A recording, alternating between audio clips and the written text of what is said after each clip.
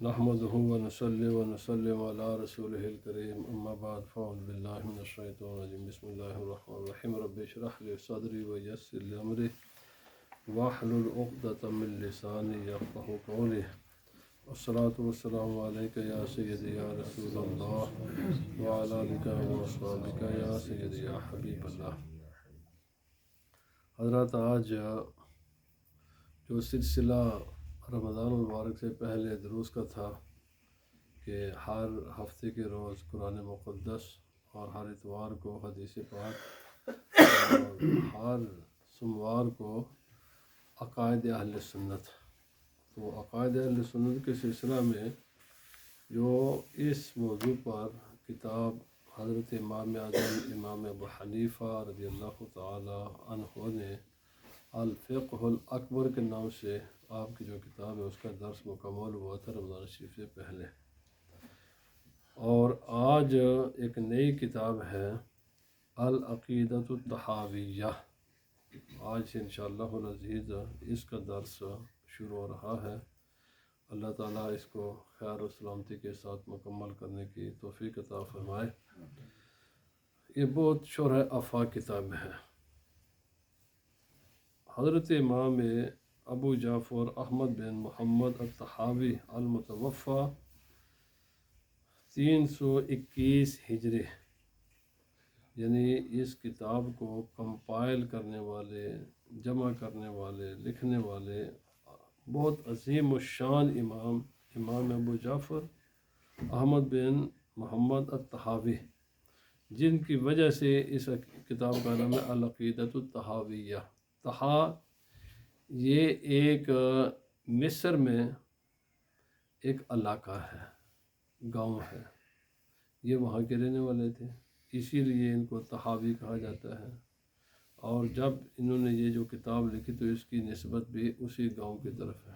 یہ اندازہ لگائیں کہ یہاں سے یہ ذرا غور و فکر کی بات ہے نا جی، لوگ بادشاہ، دولت مند اپنے نام کو یا اپنے علاقے کو مشہور کرنے کے لیے کیا پاپڑ بیلتے ہیں، کتنی محنتیں کرتے ہیں، لیکن نام ان کا پھر بھی مٹ جاتا ہے۔ میں سوچ رہا تھا دور دراز علاقے، یہ گاؤں ہے، اور جب ایک اللہ والے کی طرف ایک اللہ والا وہاں پیدا ہوا، ایک عالم پیدا ہوئے وہاں، ان کے گاؤں کو پوری روئے زمین پر خدا نے مشہور کر دیا۔ اور یہ آپ کا جو سن ولادت ہے، سن وفات تو آپ نے سن لیا 321 ہجری ہے، تقریباً اس پر سب کا اتفاق ہے۔ ان کے سن ولادت کے بارے میں مختلف مورخین کی رائے ہے۔ ایک رائے یہ ہے کہ 221، ایک یہ ہے کہ 229، لیکن جو معتبر ہے نا، جب ان کی عمر جو لکھی گئی ہے اس کے مطابق یہ 239 ہجری میں آپ کی ولادت ہوئی ہے۔ یعنی یہ ان ایام، اس جن کے بارے میں نبی پاک صلی اللہ علیہ وسلم نے فرمایا کہ خیر القرون قرنی ثم الذین یلونہم ثم الذین یلونہم، نبی نے فرمایا سب سے بہترین میرا زمانہ ہے، پھر میرے بعد والوں کا زمانہ، پھر میرے بعد۔ یہ ان میں آتے ہیں جو رسول اللہ صلی اللہ علیہ وسلم کو، جن کو خیر القرون کہا ہے، اور انہی کو یہ جو پہلی 3 سینچریاں، پہلی 3 صدیاں ہیں، انہیں کو سلف کہا جاتا ہے۔ یہ کہ نا سلف صالحین، سلف صالحین یہی لوگ ہیں کہ جو پہلی 3 سینچریوں میں آئے ہیں اور جنہوں نے دین کی خدمت کی ہے۔ تو اس کے، اور یہ ہم متاخرین، متقدمین بھی انہیں کو کہتے ہیں، سلف صالحین بھی انہیں کو کہتے ہیں، تو یہ سلف صالحین میں سے ہیں۔ آپ ایک عظیم المرتبت عالم، فقیہ، محدث، امام، جتنے بھی ائمہ احادیث جنہوں نے احادیث کی کتابیں کمپائل کی ہیں، امام بخاری، امام مسلم، امام ترمذی، امام نسائی، امام ابو داؤد، دارمی، باقی جو لوگ ہیں، یہ ان سے یا تو ان کے ہم عصر ہیں یا ان سے پہلے ہیں۔ یعنی ان ائمہ سے یا تو یہ بڑے ہیں یا یہ ائمہ ان کے ہم اثر ہیں. یہ تمام سیاستہ کے جتنے بھی مصنفین ہیں ان کا زمانہ اور ان کا زمانہ ایک ہے. گزشتہ تقریباً اندازہ لگائے نا کہ یہ 321 میں ان کا سن وفات ہے. آج 1443 ہے، تو اس کو نکالیں تو تقریباً یہ کوئی ان کے وفات سے آج تقریباً کوئی 1150-1200 سال پہلے یہ کتاب لکھی گئی ہے عقائد اہل سنت پر. امام صاحب کے بعد جہاں تک میری معلومات ہیں اس کے مطابق امام اعظم امام ابو حنیفہ کے بعد یعنی ان کی جو ولادت ہے، امام صاحب کا وفات ہوئی ہے سن 150 ہجری میں اور ان کی ولادت ہوئی ہے سن 239 میں یا 221 میں، جو بھی کہ اگر 200 تو پھر اور چھوٹے ہو جاتے ہیں، لیکن اگر 239 بھی مانے تو تقریباً 80-90 سال بعد امام صاحب کے بعد ان کی ولادت ہوئی ہے. ان کا اتنا بڑا کام ہے علم کی دنیا میں، اتنا بڑا نام ہے یہ علم کی دنیا میں. یقین کر جائیے جب مدارس میں جہاں بخاری شریف پڑھائی جاتی ہے، مسلم شریف پڑھائی جاتی ہے، باقی کتب حدیث پڑھیں، احادیث میں بعض اوقات بڑا تضاد نظر آتا ہے کہ ایک حدیث پاک کچھ ہے، بالکل اس کے دوسرے حدیث پاک اپوزٹ ہمیں نظر آتی ہے. یہ دو کام تو یہ شرح آفاق ہے. ان کے پائے کا کوئی آدمی نظر نہیں آتا جو کام انہوں نے حدیث کے سلسلہ میں کیا ہے. ایک تو انہوں نے ان تمام احادیث کو جو بظاہر جن میں تضاد نظر آتا ہے ان میں تطبیق کی. فرمائیے یہ ہے، اس حدیث کا معنی یہ ہے اور اس حدیث کا معنی یہ ہے. بڑی شرح آفاق آپ کی کتاب ہے. دوسرا، امام اعظم امام ابو حنیفہ، چونکہ یہ پہلے شافعی المسلک سے، اور یہ ان کا اور امام شافعی علیہ الرحمہ ان کے درمیان تقریباً کوئی 40 سال سے کم سال کا وقفہ ہے. یعنی امام شافعی کی وصال کے بعد، وفات کے بعد 40 سال سے کم یعنی آپ کا ولادت ہوتی ہے. کوئی زیادہ وقت نہیں گزرا امام شافعی اور ان کے درمیان. لیکن چونکہ ائمہ دین، اور یاد رکھ لیں اور یہ ہر مسلمان کو یاد ہونا چاہیے، فقہ کس چیز کا نام ہے؟ فقہ وہ تمام تفاصیل جو قرآن پاک میں اللہ رب العزت نے بیان کی یا رسول اللہ صلی اللہ علیہ وسلم نے بیان کی، ان کا نچوڑ کا نام فقہ ہوتی ہے. اس کا نچوڑ فقہ ہوتی ہے. اب انہوں نے جو کام ایک کیا ہے نا علم کی دنیا میں، وہ بے مثال کام ہے. بعض لوگ احادیث کو آج بھی بعض لوگ ایسے لوگ موجود ہیں کہ جو کہتے ہیں جی امام اعظم علیہ الرحمہ نے یہ دیکھو حدیث کے خلاف مسئلہ بیان کیا ہے. ایسے جاہل قسم کے لوگ یا تو وہ جاہل ہیں یا وہ حقائق کو سمجھنے نہیں چاہتے ہیں، ہٹ درم ہے. آپ نے امام اعظم امام ابو حنیفہ کے ہر وہ بات کے جس پر بھی کسی نے بھی کوئی اعتراض کیا ہے یا آئندہ کوئی قیامت تک کرے گا، آپ نے اس کا جواب لکھا ہے کہ امام صاحب کا جو بھی پورا حنفی مسلک، اس کی بنیاد قرآن ہے، اس کی بنیاد احادیث ہیں، اور اس کی یہ بنیادیں ہیں اگر کوئی سمجھنے میں غلطی کرو تو یہ تمہاری عقل کا قصور ہے. یہ تمہارے عقل کا قصور ہے. آپ کی کتاب جو ہے نا، وہ یہ دو کتابیں آپ کی بڑی بے نظیر بے مثال آپ نے کام کیا ہے. تو آپ کا یہ پھر احناف بعض، آپ نے اس پوری کتاب میں اپنی طرف سے کوئی بات نہیں کی. آپ نے فرمایا میں وہ بات کر رہا ہوں کہ جو امام اعظم امام ابو حنیفہ آپ کے شاگرد حضرت قاضی ابو یوسف، امام ابو یوسف جنہیں کہتے ہیں، اور امام محمد، یہ ستون ہیں فقہ حنفی کے، جو عقائد انہوں نے اس امت کو قرآن و سنت کی روشنی میں بتائے کہ یہ ہے نچوڑ عقائد. پہلے میں وہ عرض کرتا ہوں کہ عقیدہ کہتے کس کو ہیں، ان تمام چیزوں کو آپ نے بیان فرمایا ہے. سب سے پہلے یہاں چونکہ میں نے آگے جانے سے پہلے یہ ضروری ہے کہ پہلے لفظ عقیدہ کو سمجھیں. اور امام اعظم امام ابو حنیفہ اور آپ کے شاگردوں نے، چونکہ آج فقہ ایک چیز کا نام ہے، امام صاحب کے زمانے میں فقہ کے دو حصے ہوتے تھے، اور آج بھی جو صحیح علماء ہیں وہ اسی طرح کرتے ہیں. یاد رکھ لیں، عقیدہ کا لفظ اس کو ہماری زبان میں کہتے ہیں گرا لگانا. آج کے بچے یہ شاید نہ سمجھیں، سیل کر دینا کسی چیز کو. یعنی آج کے زمانے میں جو کوئی گرا لگانے کا رواج کم ہو گیا ہے، آج کل سیل کر دیا جاتا ہے یا اس کے اوپر لیڈ لگا دی جاتی ہے. عقیدہ کا معنی ہوتا ہے گرا لگانا، سیل کر دینا، بند کر دینا کسی چیز کو.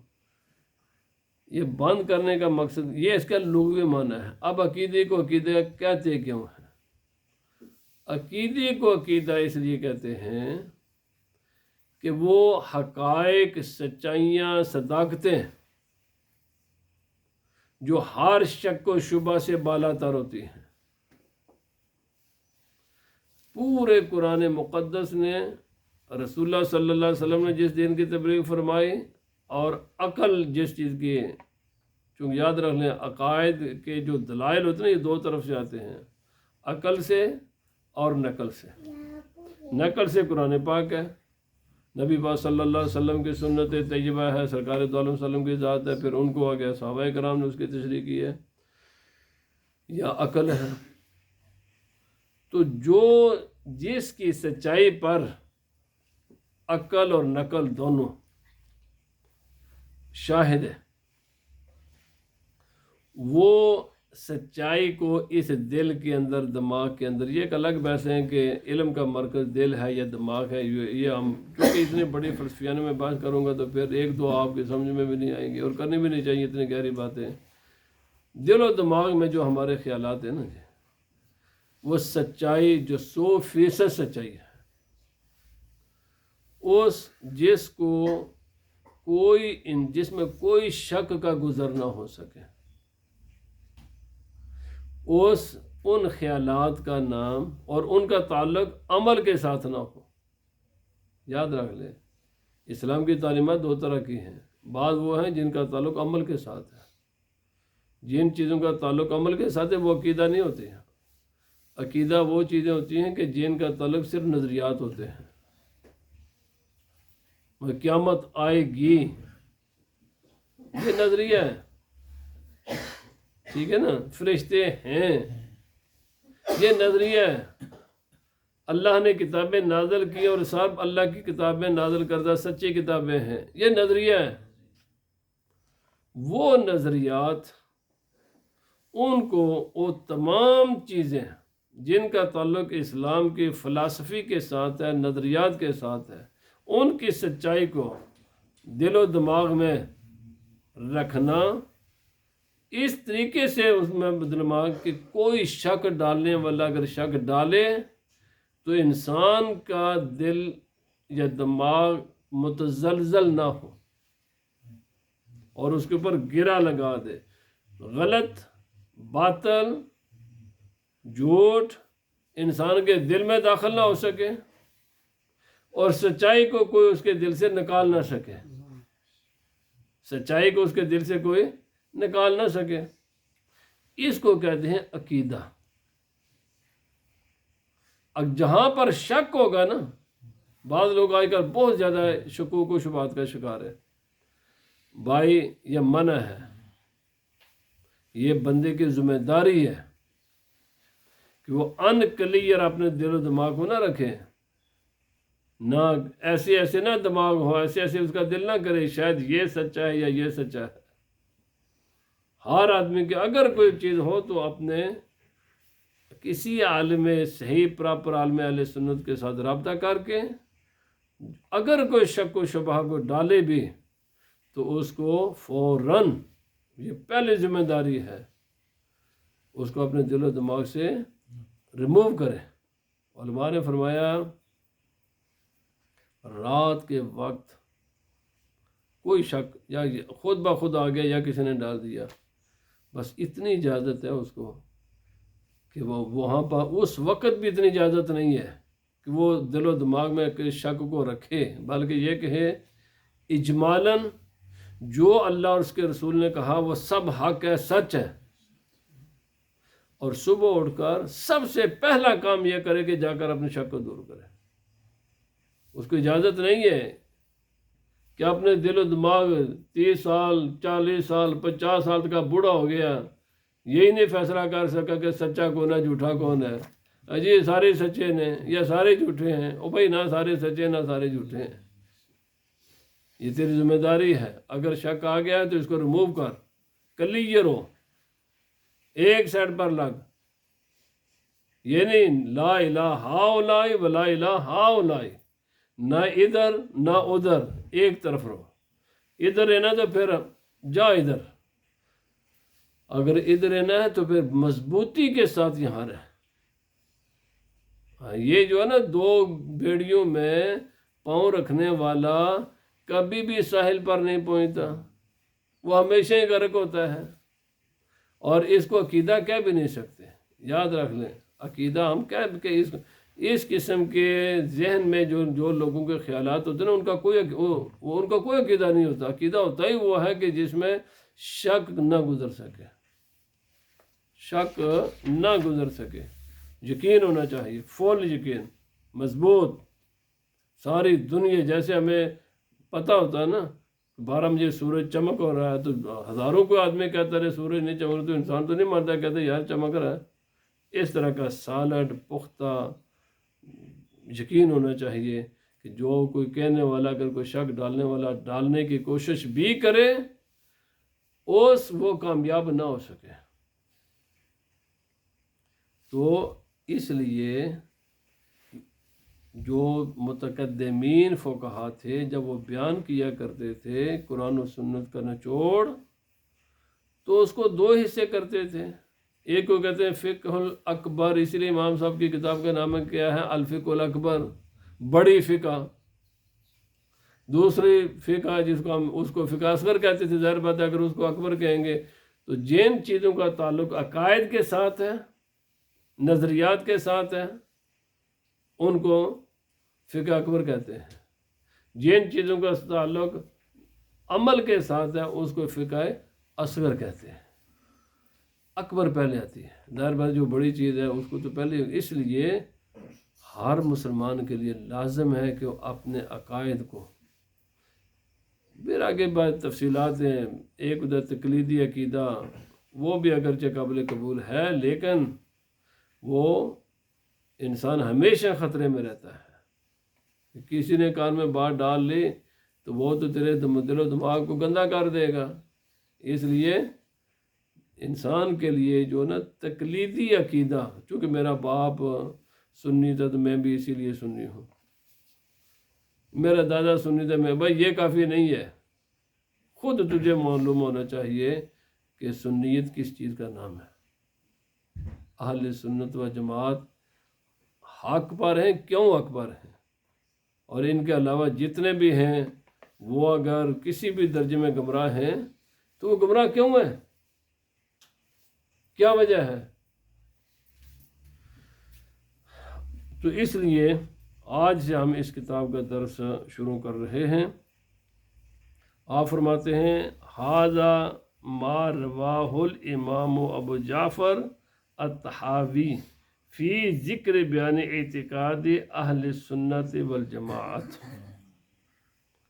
یہ جو آنے والی، یہ جو آگے جو کچھ ہم جا رہے ہیں نا سنانے کے لیے، سننے کے لیے، اس کو روایت کیا ہے امام نے. ظاہر بات ہے یہ الفاظ امام طحاوی کے اپنے نہیں ہیں. کیوں کہ جتنے بھی علماء ہیں نا، کبھی بھی عالم اپنے آپ کو عالم نہیں کہتا.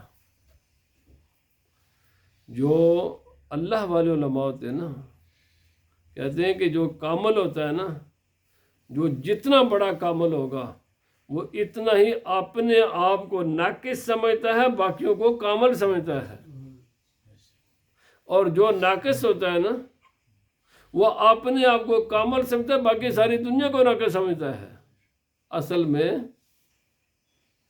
جو دوسروں کو سمجھنے کہ یہ کچھ بھی نہیں ہے، سمجھو کہ وہ خود کچھ نہیں ہے. تو اس لیے ظاہر بات ہے کہ یہ آپ کے کسی شاگرد نے جب آپ نے لکھایا یا بعد میں یہ لفظ امام انہوں نے لکھا. آئمہ امام اعظم امام ابو حنیفہ، یہ تمام آئمہ وہ خود اپنے آپ کو بڑا امام نہیں کہتے تھے. وہ یہ نہیں کہتے ہم بڑے علامہ ہیں. آج تو یہاں پر ایسی کہ وبا ہے، ایسی وبا چھائی ہے جو ہلاک کو ہم نے پیر طریقت، راہبر شریعت اور علامہ فہامہ اور مفتی اور پتہ نہیں کیا کیا حال ہے. ان بیچاروں کو صرف ان الفاظ کے معنی بھی نہیں آتے. سچی بات ہے، میں یہ نہیں کہتا، لیکن یہ ان الفاظ کے بڑے بہت، جس نے بھی یہ کیا ہے اس امت پر ظلم کیا ہے. یہ ظلم کیا ہے کہ جو آدمی جس قابل ہی نہیں ہے اس کو بڑھا چڑھا کر، ایک تو اس کا راستہ روک دیا اس بیچارے نے. وہ سمجھتا اچھا جی جناب میں تو دنیا کے سب سے، وہ پھر علم کا راستہ چھوڑ دیتا ہے. وہ تو میں تو کامل ہو گیا، وہ تو سمجھتا مجھے بس میں آخری منزل پر پہنچ چکا ہوں.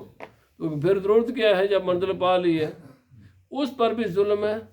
نبی پاک صلی اللہ علیہ وسلم کی دوسری امت پر بھی یہ ظلم ہے. اس لیے کہ جب ہم ایک انسان کو بعض یہ علامہ فہمہ کہنا شروع کر دیں گے تو لوگ اس کی طرف رجوع کریں گے.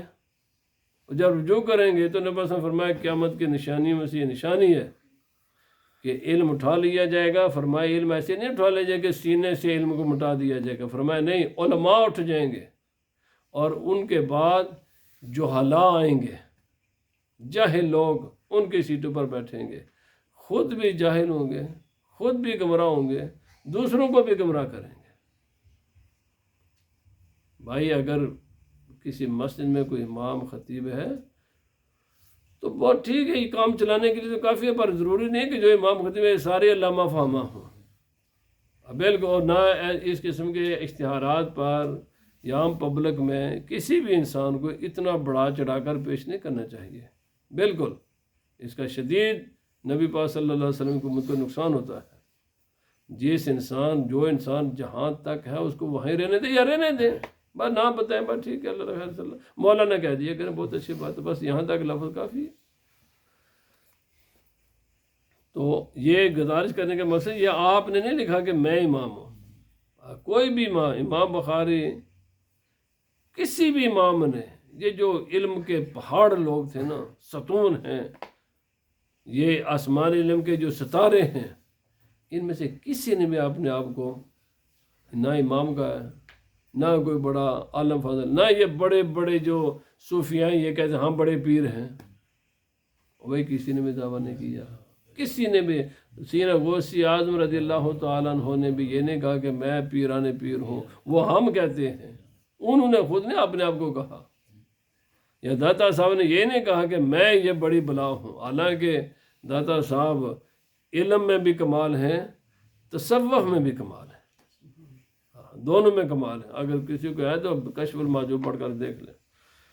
ابو جعفر الطحاوی، طحاوی پر میں نے بات کر چکا ہوں کہ بھائی دولت پر توجہ دینے سے زیادہ یہ دنیا کے عارضی اقتداروں کے پیچھے بھاگنے سے بہتر ہے کہ انسان علم کے پیچھے بھاگے. امام بخاری، ان کی کتاب ہے نا بخاری کیا ہے؟ جگہ ہے. پوری روئے زمین پر اس جگہ کی شہرت ہے کہ نہیں؟ پوری روئے زمین پر ہے. کوئی اس زمین کا حصہ نہیں ہے کہ جس جگہ پر اس گاؤں کا یا اس جگہ کا نام نہیں ہے. ایک انسان تھے اور اس جگہ کی شہرت دولت کی وجہ سے ہوئی ہے، حکومتوں کی وجہ سے، ایک سیاسی اقتدار کے. بھائی نہیں، بڑے بڑے بادشاہ روئے زمین پر حکومتیں کرنے والے وہ مٹ گئے ہیں، لیکن علماء جہاں بیٹھے ہیں ان کا وہ تو دور کی بات ہے، وہ مقام بھی نہیں مٹا، وہ مٹی بھی زندہ ہے آج، وہ مٹی زندہ نہیں امام بخاری کی ہے، امام ترمذی، یہ بخارا جگہ کا نام ہے، امام ترمذی جگہ کا نام ہے، نسائی یہ سارے جگہ ہیں، یہ کوئی گاؤں ہے وہاں سے۔ میرے بھائی اگر کوئی چاہتا ہے کہ میرا نام گونجے کائنات میں، تو نام گونجنے کوٹھیاں یا پلازے بنانے سے یا شاپنگ سینٹر بنانے سے انسان کا نام باقی نہیں رہتا، نام باقی علم سے رہتا ہے، علم سے رہتا ہے۔ پورا چاہے بریلوی اج کہتے ہیں جی، ہو کروڑوں کی تعداد میں دنیا میں ساری میجارٹی بر صغیر میں لوگوں کی میں بریلوی ایک جگہ ہے، پتہ نہیں ہزاراں سالاں تو وہ جگہ اتھے سے ایک بندہ آیا اعلیٰ حضرت عظیم البرکت، پتہ نہیں کتنے علماء باقی بھی وہاں آئے ہوں گے، ایک آدمی کی وجہ سے وہ خطہ زمین پوری زمین پر پوری روئے زمین پر مشہور ہو گئی۔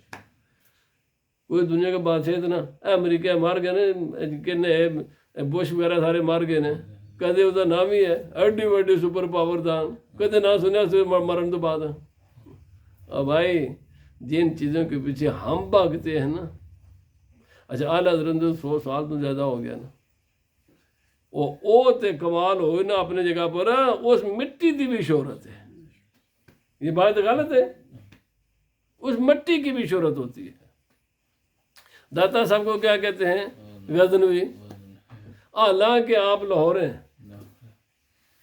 غزنوی میں آپ پیدا ہوئے ہیں، اور جتنے اللہ والا پیدا ہو جائے نا وہ جگہ بھی وہ کتنے دنیا تو زمین تو آسمان تک مشہور ہو جاتی ہے، اور 1000 سال تو ہو چلے جناب، 1000 سال تو اس علاقے افغانستان دا علاقے جتنے داتا صاحب پیدا ہوئے نا پوری روئے زمین ہوتے اس سے شہرت ہے۔ پر یہ شہرت ہوتی ہے جو راستے ہیں نا بقا کے، ہم اس راستے کو اپناتے نہیں ہیں۔ بہرحال فرمایا فی ذکر بیان اعتقاد اہل سنت و جماعت، بارہ لوگوں نے الرجک ہو جانے ہے جی، 1200 سال پہلے دی کتاب دے یہ لفظ ہے، اور سب سے میں انشاءاللہ آگے چل کر بات کروں گا، سب سے پہلے اہل سنت و جماعت کہا کس نے ہے؟ تو اس میں 2 رائے ہیں، حضرت عبداللہ بن عباس رضی اللہ تعالیٰ، نبی پاک صلی اللہ علیہ وسلم نے جن کو دعا فرمائی تھی کہ یا اللہ پاک ان کو قرآن کی سمجھ عطا فرما، سب سے پہلے جس آدمی نے یہ لفظ بولا نا اہل سنت حق والوں کے لیے، وہ حضرت عبداللہ بن عباس ہیں۔ ایک رائے یہ ہے، ایک دوسری رائے بھی ہے، میں بہرحال یعنی سب سے، اور آپ کون ہیں؟ نبی پاک صلی اللہ علیہ وسلم کے صحابی ہیں۔ الرجک ہونے کی بھائی ضرورت نہیں ہے، قرآن پاک کی آیت سے آپ نے استدلال فرمایا حضرت عبداللہ بن عباس نے کہ یہ اللہ پاک نے جو فرمایا نا کہ قیامت کے دن بعض لوگوں کے چہرے بڑے پر نور ہوں گے، منور ہوں گے، روشن ہوں گے، سفید ہوں گے، چمکتے ہوں گے، اور بعض کے لوگوں کے منہ مرجائے ہوئے ہوں گے، سیاہ ہوں گے، بد رونق ہوں گے، پھٹکار ان پر پڑ رہی ہوگی۔ آپ نے فرمایا جانتے ہو جن کے چہرے قیامت کے دن خوش نما ہوں گے، دیکھ کر انسان کا دل خوش ہو جاتا ہے۔ تفسیر بغوی میں بھی یہ روایت موجود ہے، بے شمار مفسرین نے اس روایت کو نقل کیا ہے۔ حضرت عبداللہ بن عباس سے پوچھا، فرمایا یہ کون ہے جن کے روشن چہرے ہوں گے؟ فرمایا اہل سنت و جماعت۔ انشاءاللہ میں اس لفظ پر کہ اس کا معنی کیا ہے، اہل سنت و جماعت کا معنی کیا ہے، سنی کہتے ہیں کس کو، اگلے 10 میں انشاءاللہ ہم بات کریں گے۔ تو اس لیے گھبرانے کی بھی ضرورت نہیں ہے، کوئی ہیزیٹیٹ ہونے کی ضرورت نہیں ہے۔ اہل سنت و جماعت کہتے ہیں نبی پاک صلی اللہ علیہ وسلم کی امت کے اس گروہ کو کہ جو حق پر ہے اور قیامت تک حق پر رہے گا، جو بھی اسے ادھر دائیں بائیں جائے گا بس وہ گمراہ ہے، اور یہ اس کی اطلاع، اس کی خبر رسول اللہ صلی اللہ علیہ وسلم نے خود دی ہے۔ یہ کوئی میرے آپ کی بات نہیں ہے، خود نبی صلی اللہ علیہ وسلم بتا کر امت کو گئے ہیں کہ تم نے تقسیم ہونا ہے. آئے لوگ کہتے ہیں جی سارے ایک کچھ، بھائی سارے نبی صلی اللہ علیہ وسلم کو پتہ نہیں یہ سارے ایک کچھ نہیں ہے. آپ نے فرمایا حضرت موسیٰ علیہ السلام کی قوم 71 فرقوں میں تقسیم ہوئی، حضرت عیسیٰ علیہ السلام کی امت 72 فرقوں میں تقسیم ہوئی. تو الحمدللہ حسن انہوں نے آگے ہی جانا ہے نا. آپ نے فرمایا میری امت 73 میں ہوگی. میری امت 73 میں ہوگی. لیکن یاد رکھ لو اے سارے برابر نہیں. سرکار نے فرمایا 73 میں سے جنتی ناجی ایک ہے، 72 جہنم میں جائیں گے. ایویں گلا نے نبی نے خود فرمایا، ترمذی شریف میں حدیث پاک ہے، مشکوٰۃ شریف میں حدیث پاک ہے، بے شمار احادیث کی کتابوں میں یہ حدیث پاک ہے. نبی نے فرمایا یاد رکھ لو ان 73 میں سے ناجی فرقہ جس کو نجات نصیب ہوگی، جو جنت میں جائے گا، فرمایا وہ صرف ایک ہے. ان میں سے 72 جہنم میں جائیں گے، ناکام ہوں گے. پھر آپ پتہ ہی نہیں نبی صلی اللہ علیہ وسلم کیا فرمایا اس کے مسئلے میں. صحابہ کرام کو پتہ ہی نہیں لگا. یہ روایتیں صحابہ کرام نے کی ہیں نا.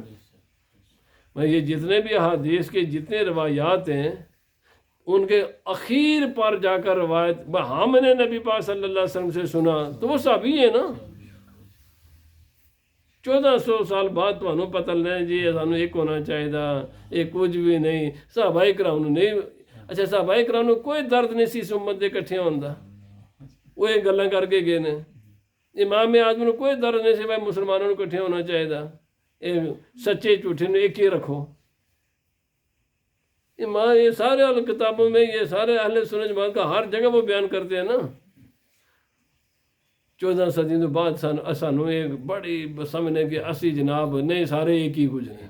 انہوں نے درد نہیں سی تنوں بڑا درد ہو گئے نہیں جی مسلمانوں. اور بھائی ہم بھی کہتے ہیں پر اتحاد کے دائی ہم بھی ہیں. اور پر میرے بھائی دودھ کے پیالے میں گندگی اگر ڈالی جائے گی تو اس کا نام اتحاد نہیں ہے. بس دودھ کے پیالے میں صرف خالص دودھ ہوگا تو وہ کمال کی چیز ہے. یہ عقل سیدھی بات ہے. پانی کے پیالے میں صرف پانی ہی ڈالیں گے تو یہ اتحاد ہے. پانی کے پیالے میں دودھ کے پیالے میں تھوڑی سی بھی گندگی ملاؤ گے وہ سارا ہی گندا ہو جائے گا. اللہ پاک ہمیں عمل کی توفیق عطا فرمائے. وما علینا الا البلاغ.